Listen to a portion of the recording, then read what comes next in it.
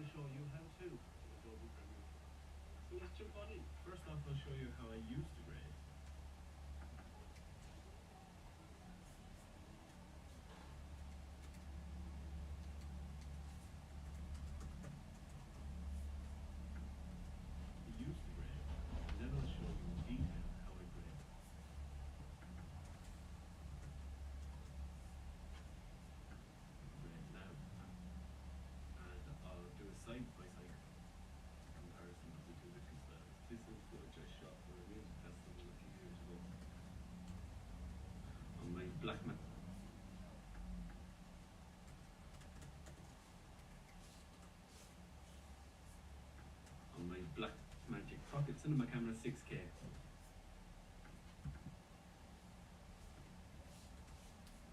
6K.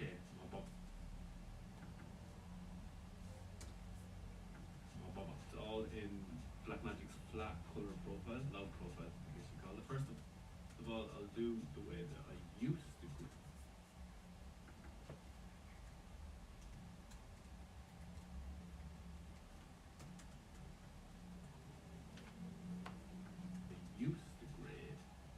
Just used to use the basic correction sliders, and it was completely to taste. So first off, I'd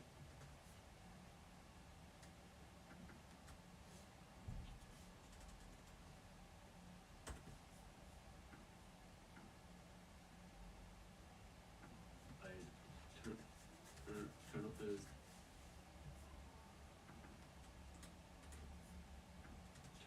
turn up the saturation to about 150. Then the whites, I push that to about 90. Then the blacks, push them to about -10. And then the contrast would be about 12 plus 10-ish. And then I'd be really aggressive with the curve. This is where I do most of my correction. Just push it really far.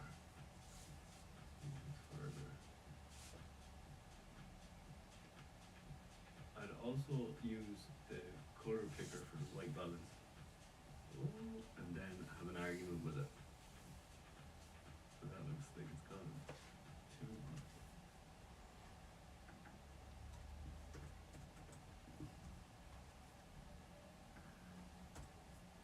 Gone too green. So it'd be something like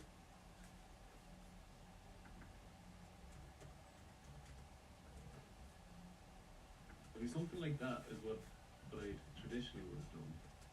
That image clearly is a very passable image.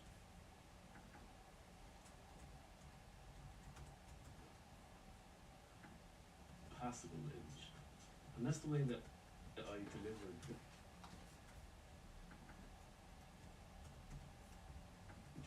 videos to clients for years. Eventually my boss taught me more advanced techniques for color grading, which I'm going to show you now. I'm just going to duplicate that track. So we have the original. This is the new way, so we're going to delete that. So open up your Lumetri scopes. And this is the way I have it laid out, the RGB parade. It might look a bit intimidating at first, but basically this is your exposure from left to right.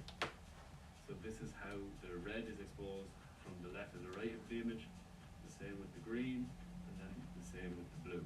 First of all, boost the saturation to 150 like before, and then we're going to go down to color wheel and match. So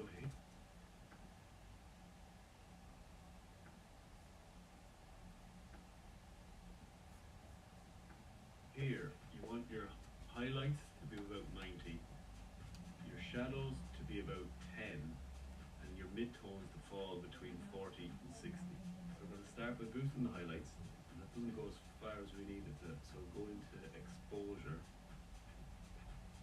Beautiful. And then back here to your shadows, and pull them down. Not a million miles away. I'm going to show you how to balance the image first. So now you can see you've got a peak in the blues. So what we can do is pull away from where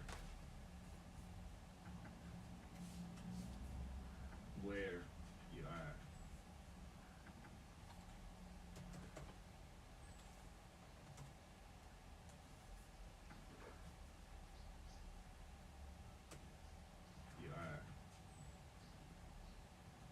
So in this instance, pull towards the red and the yellow.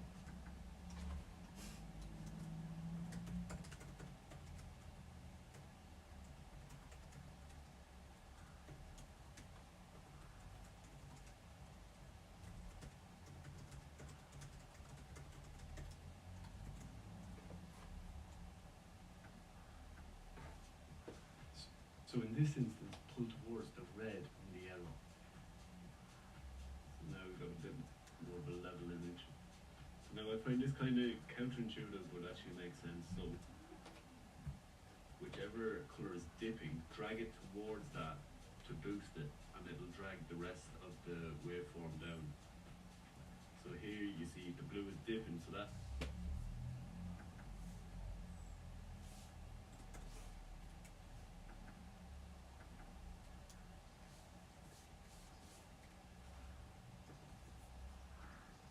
actually means the blue is lacking in the image. So, these all work in tandem.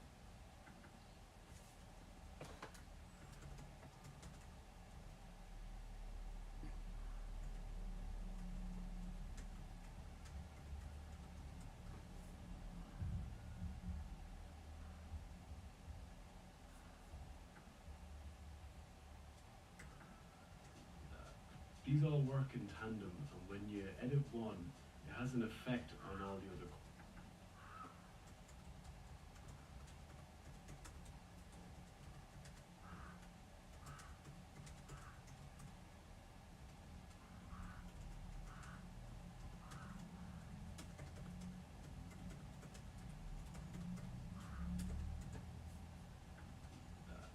These all work in tandem, and when you edit one, it has an effect on all the other colours. You can see they manipulate it around.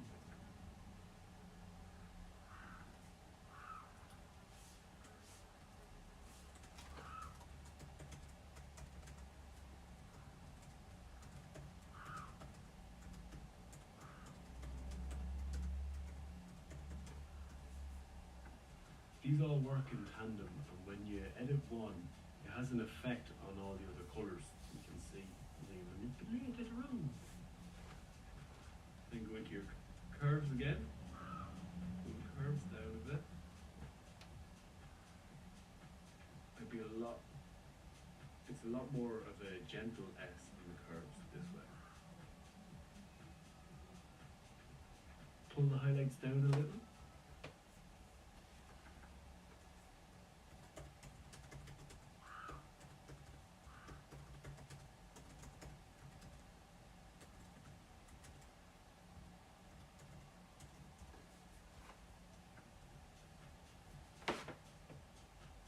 Pull the highlights down a little.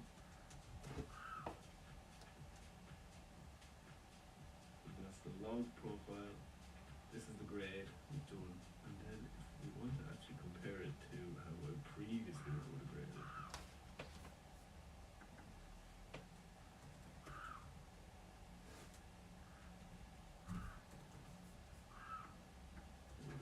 A bit darker.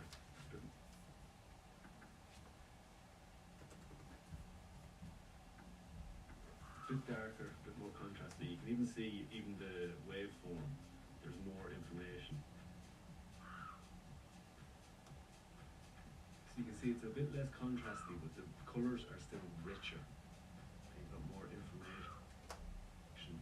Whereas before I was just going blind, and occasionally you'd have a situation where you needed to remove magenta, but also still remove the green, so you're kind of stuck in a bit of a countdown conundrum, and this way it just gives you better knowledge so you can change what you need to. So the feedback my boss gave me was that the colours were as richer as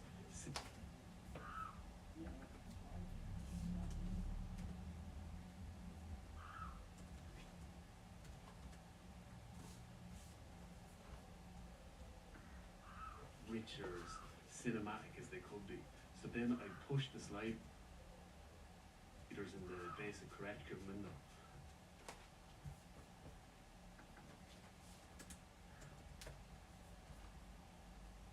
It just gives you better knowledge so you can change what you need to. So the feedback my boss gave me was that the colours were as richer, as cinematic as they could be.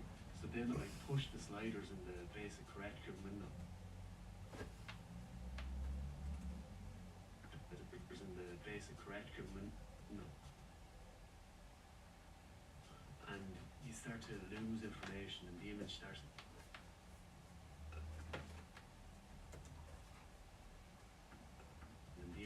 to deteriorate. Using the wheels in conjunction with the lumetri scopes, you're not deteriorating the image, you're just getting as much out of it as you can. Now I'm going to do it on another click. Like I said, I'll do the traditional way I used it.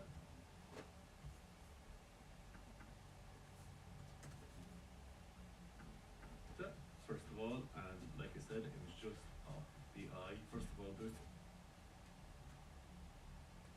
the saturation to 150. Then we go down to the whites, push them,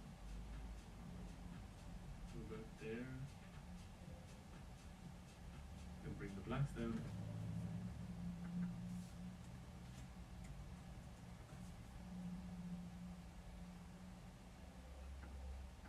Down to -10, and then up the contrast.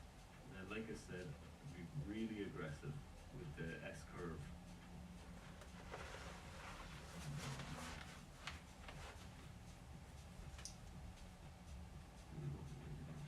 So I'm pretty happy with the white balance, but let's see what it gives us. The color temperature is correct. Yeah, I'm pretty happy with that image.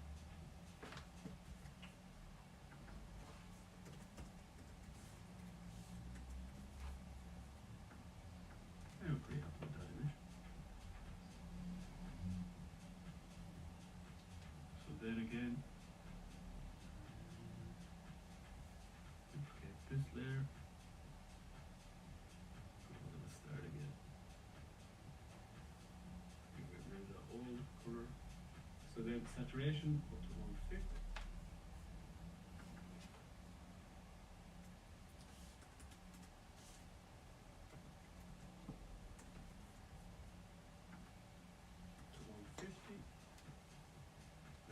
geometry scopes up here on the left. Boost the highlights, you can see what that does. Starts to move up here, and then turn the exposure up till we get to about 90. And the shadows all the way down. All the way up. And out. Actually, I'm going to expose it a bit more.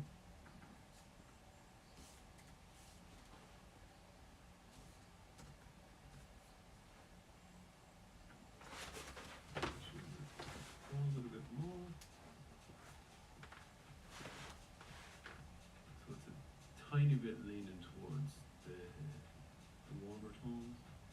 You can pull away from that.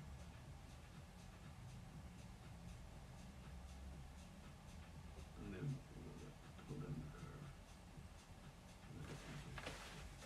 And then this is here. We'll pull them down to about 60.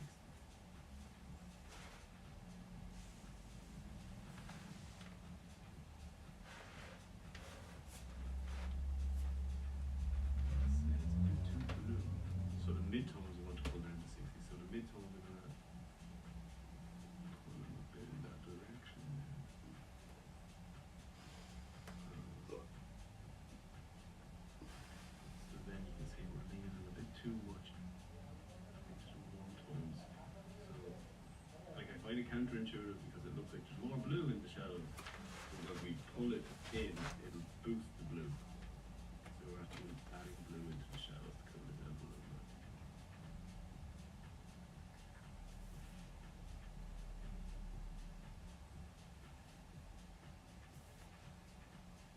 So as you can see, each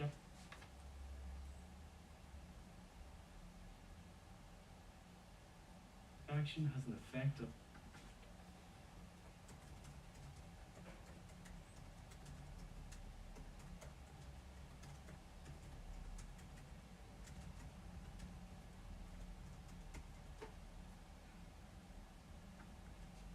So as you can see, each action has an effect on the other colours in the waveform.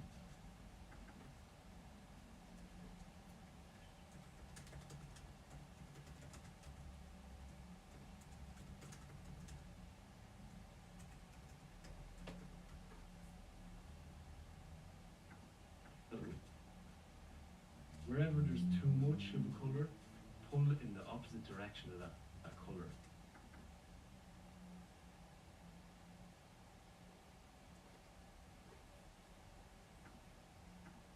As you can see, each action has an effect.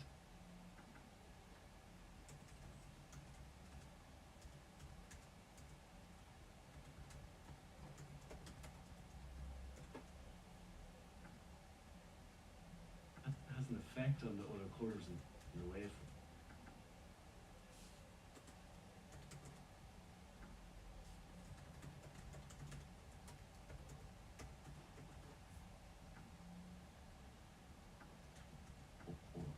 Wherever there's too much of a colour, pull in the opposite direction of that colour.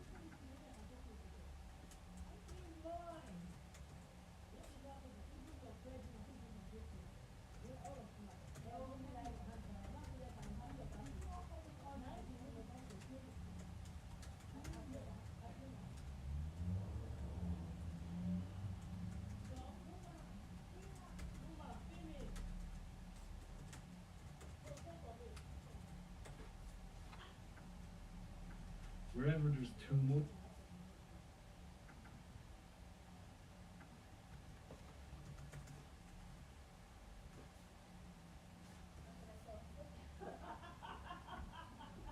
in the waveform. Wherever there's too much of a colour, pull in the opposite direction of that colour to balance the image.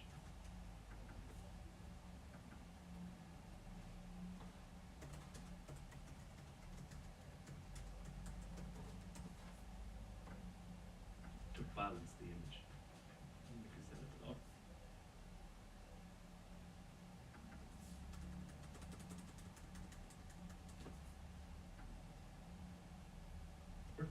Pull in the opposite direction of that colour to balance the image.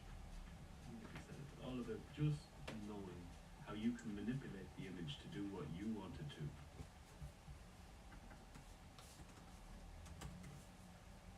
Rather than having to use these sliders or the picker. It just takes your color grading to the next level, especially if you're trying to achieve a certain look. So I'm pretty happy with that image. And ultimately, it is the eye test. So get this to balanced, and then you can be creative with it. And if you've got like really harsh lighting, you might need to change it completely, but at least you'll know how to do so. And then we'll just crop this to have a look. See, it's just richer. So the right hand side of the image is the new grade. The left is the old. Just makes the colours pop. It's very subtle. It's a bit extra work, but you will get faster as you go. At the start it was quite thin, but then when they started editing the old way, at first the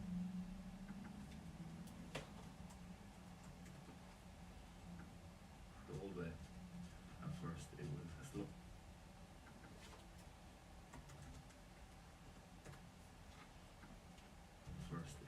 Slow process. The more you do, the better you get. So looking at the images side by side, there's not a massive amount of difference, but it's these minor differences that really make the difference between being a pro videographer and just a hobbyist videographer.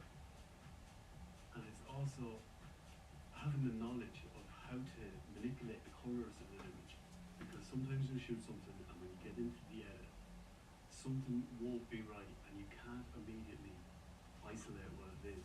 Now you can refer to the lumetri scope if you don't know exactly, and the scope will give you the information. So if you like this tutorial, please give us a subscribe. I'm at 791 subscribers. I need to get to the magic number 1,000 by Christmas, and then I'll be able to get monetized on YouTube. So if you could hit that subscribe button, really mean the world to me. And as always, thanks for coming.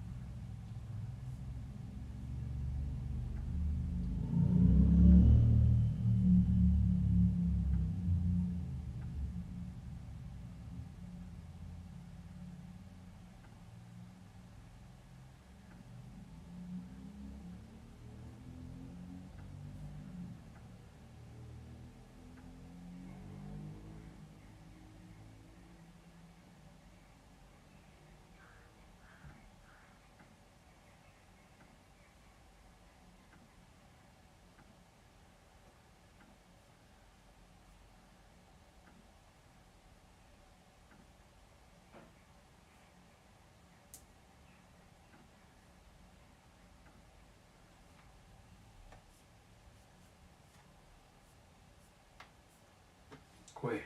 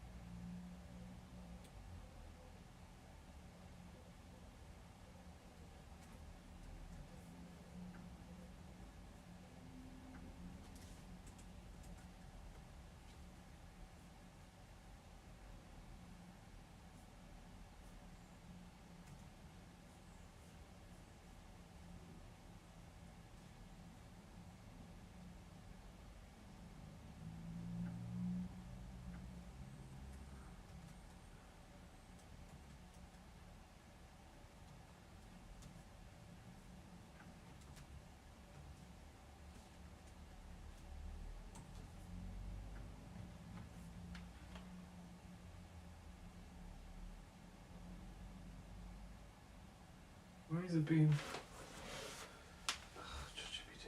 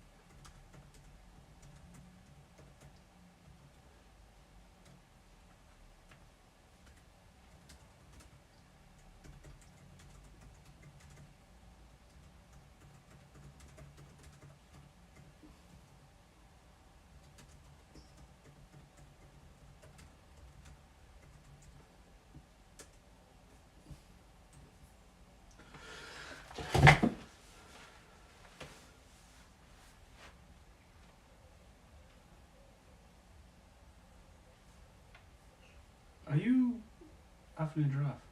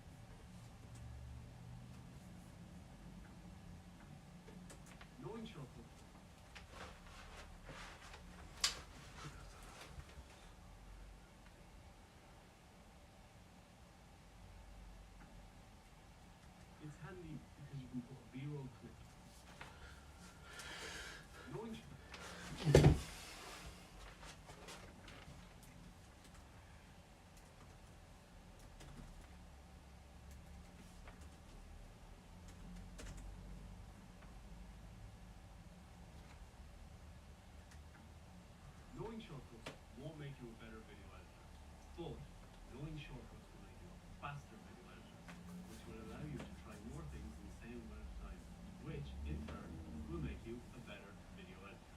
That being said, here are the shortcuts I use most often in the Adobe Premiere. First off, I'm going to go through all the hotkeys. The less time you spend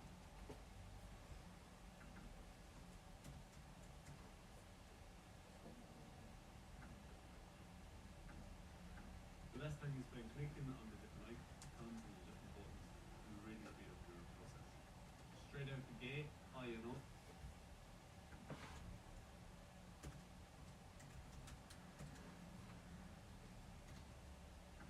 High and low, in and out. In and out can be used for a multitude of different ways. For seeing how long the clip is, for in and out footage, for select or export as well. If you don't want to export your full timeline, if you want to break it up into different sections, I for in, O for out.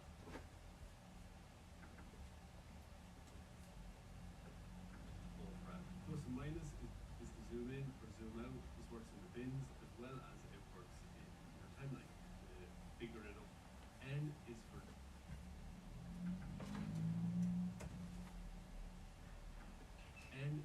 nudge, and this tool allows you to change the position of the clip, simultaneously lengthening and shortening two tracks that are beside each other on the timeline. This is particularly efficient when you're editing multicam, if you really want to nail the exact moment when you change from one camera angle to the other. C is the cut tool. Very straightforward. C is the way. Just cut when you need it.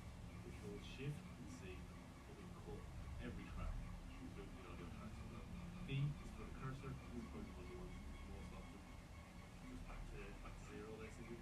A is the arrow tool. This will select all the tracks afterwards. If you hold shift and A, it'll select all the tracks on that line. This is really helpful if you have clips on the same track that all have the same color grade.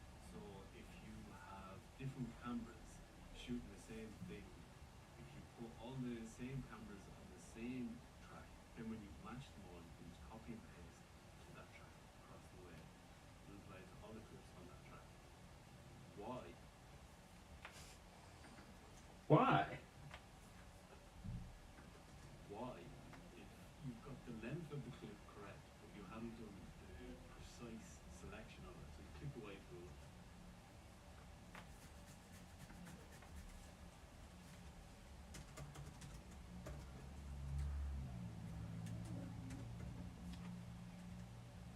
Click the Y tool, hover in the middle, click and drag it left or right, and this will move the track the same size, select of the video or audio the same size, but it will move a few frames either side depending on how much you lost.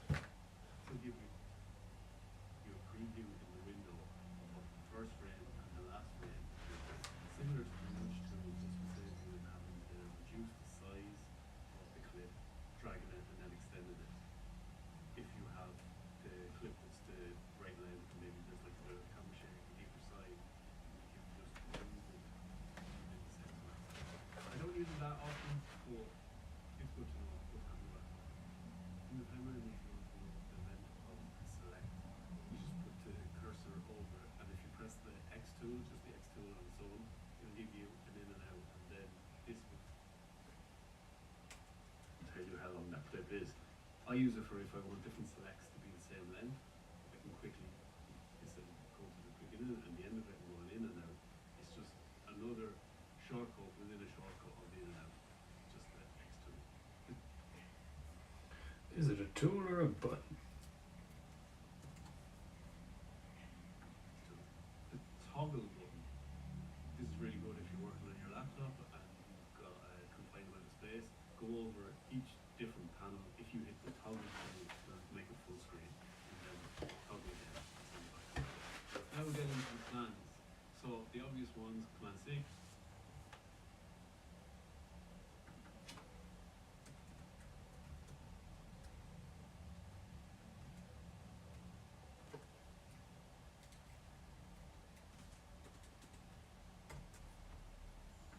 Command C, Command V.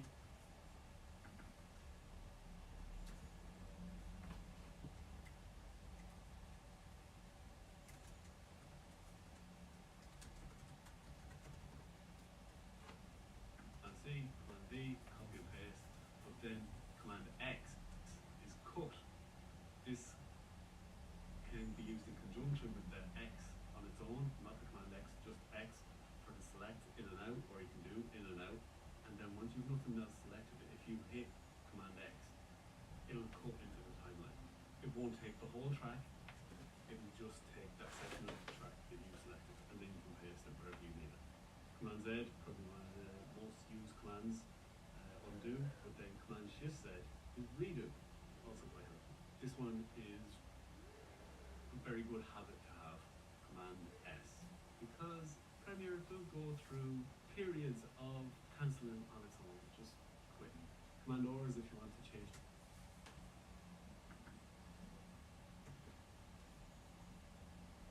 doors if you want to change the speed of clip. So I shoot all my B-roll in 50 frames a second and then slow it down to 25. So Command R 50%. This also has a nice little feature in it that you can click reverse speed. So if you want something to happen backwards, if somebody's put something into something and you want them to appear to be taking something out, just put it in reverse. Command T, this will add a title track onto the timeline. Command L, this is really good. This links media. So if you've got multiple cameras, like in a multicam, Command L will link all them together. Also, if you have the audio linked to the video track, if you go Command L, it will unlink it. In the multicam situation, if you have multiple audio tracks all layered on top of each other, and when you have them all synced correctly, if you hit Command L, it'll link them all. If you perform a cut, it'll apply it to all the tracks below it instead of having to do each one at a time. Command M. So when you're finished your edit and ready to export, Command M will open up the export windows. Here's a few extra tips. These aren't keyboard shortcuts, but these are a few little features in Premiere that are really helpful. Synchronize. This will synchronize your clips. Synchronize your clip.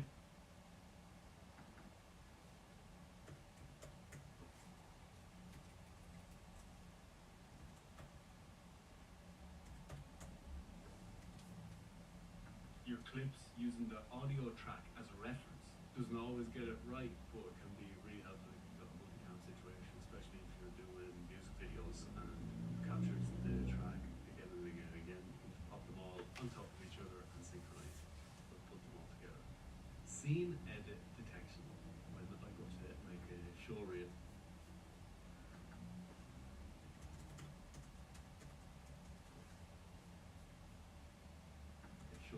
I'll export of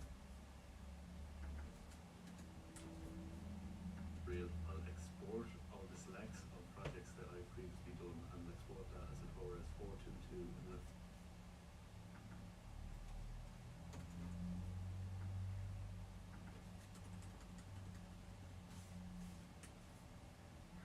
to a flat color profile. So then you just have one long track. When you drop that into your timeline, right click and go down to scene edit detection, and this will detect everywhere that there's a cut in the footage.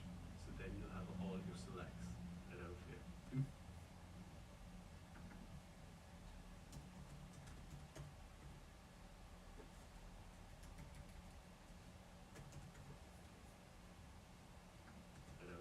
Invisible tracks. So sometimes I'll turn off a track if I'm unsure about select. It's handy because you can put a B-roll clip in this track and drag it in and out of the track to see if you like that selected position or not. I'll often leave unused clips of this track so I have them on hand easily. Or also if I'm doing interviews while I'm going along, people are talking about a similar subject, I'll go Command T, bring up the text box, and list the topics that the interviewees are talking about.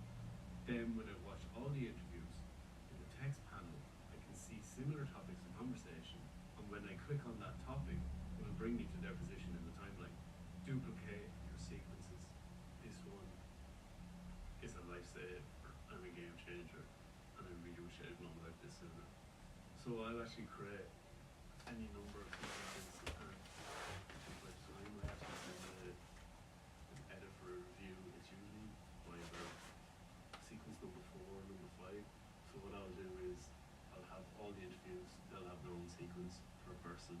So like Tom, Dick, and Harry.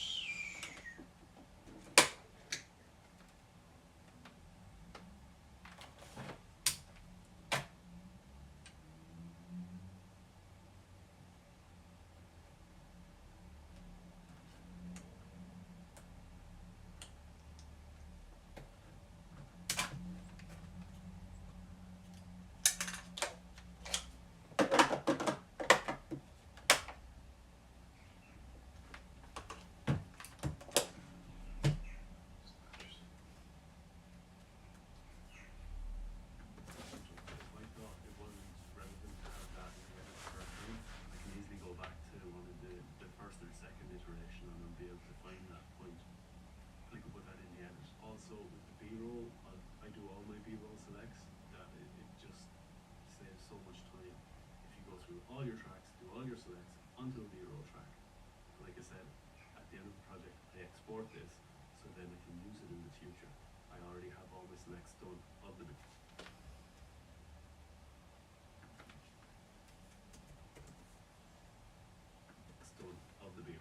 Once I've done all the B-roll selects and they're all slowed down,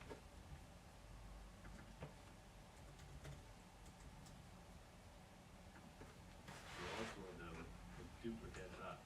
So with 002, every time I move the B-roll, I'll raise it up to track 2, so then I know I've already used that. So then I can see which ones I've left to use. It just saves so much time, because at the end of the project, there's always like a few bits where you just need 1 or 2 clips and you'll end up having to go through everything again. This just really speeds up the process. It may seem longer at the beginning, but it speeds up the process a lot more. Also, every time you send off an edit for review to the client, when they send their feedback, duplicate the sequence. So then if the revisions later, they're like, oh, remember a few ones back when you had such and such a clip, you can go straight to that timeline instead of being like, oh, well, that's deleted now, I'll have to redo that edit, redo it and edit.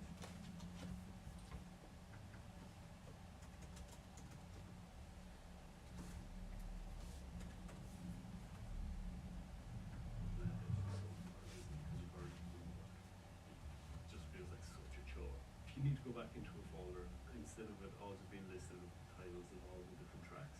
If you click the picture icon, it'll pull up a thumbnail of each, and you can actually scrub through them. So if there's a specific shot that you're looking for, it's just a quick way of trying to find the picture and the audio icon in the source window.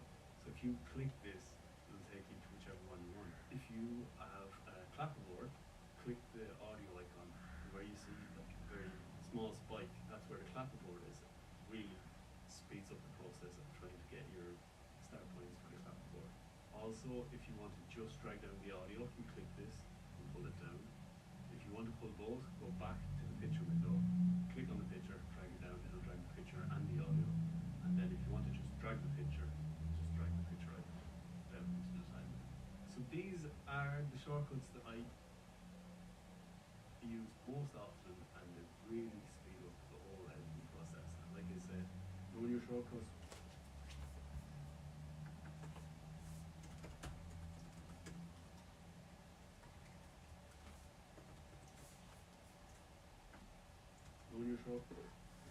won't make you a better editor.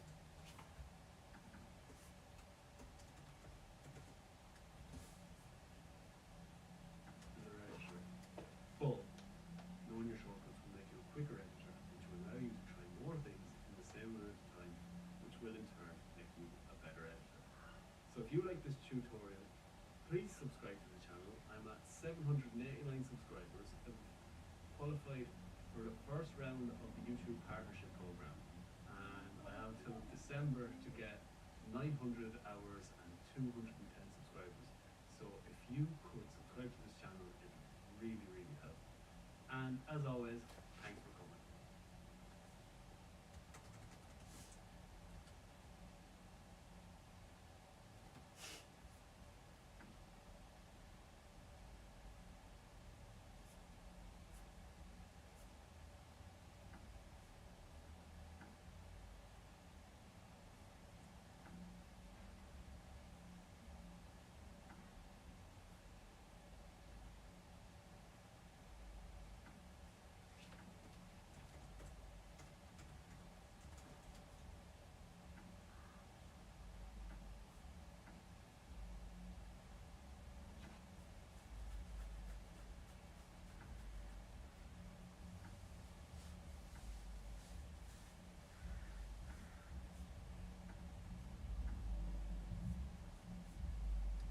Oh my gods and monsters, women from West.